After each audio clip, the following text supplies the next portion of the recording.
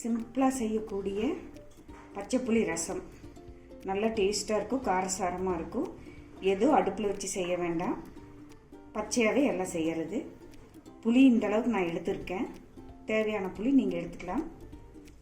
கருவேப்பிலை கொஞ்சம், பச்சை மிளகா 2, காரத்துக்கு தகுந்த மாதிரி நீங்கள் எடுத்துக்கலாம். ஒரு 7-8 சின்ன வெங்காயம் தட்டி வச்சுருக்கேன். இதெல்லாம் பச்சையாக போட்டு நம்ம கரைச்சி செய்கிறது தான்.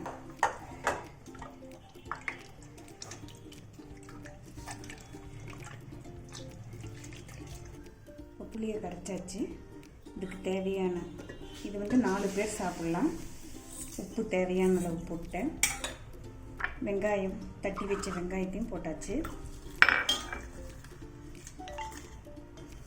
கருவேப்பிலை நல்லா கிள்ளி போட்டுக்கணும்.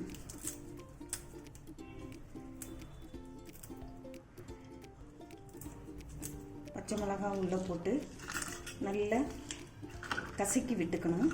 வெங்காயம் பச்சை மிளகாய் எல்லாம் சேர்த்து நல்லா கசக்கி விட்டுக்கணும்.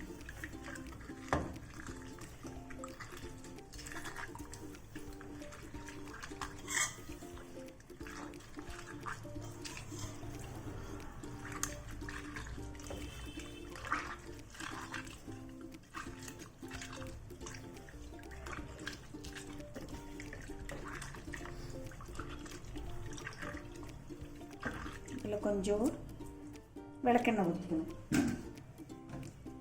ஆமணக்கு எண்ணெய் கொஞ்சமாக ஊற்றினா போதும்.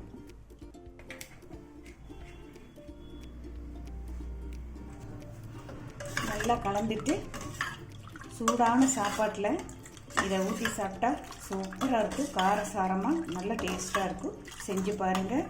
சப்ஸ்கிரைப் பண்ணுங்கள், லைக் பண்ணுங்கள், நோட்டிஃபிகேஷன் பெல் பட்டன் அழுத்துங்க, ஷேர் பண்ணுங்கள். நன்றி.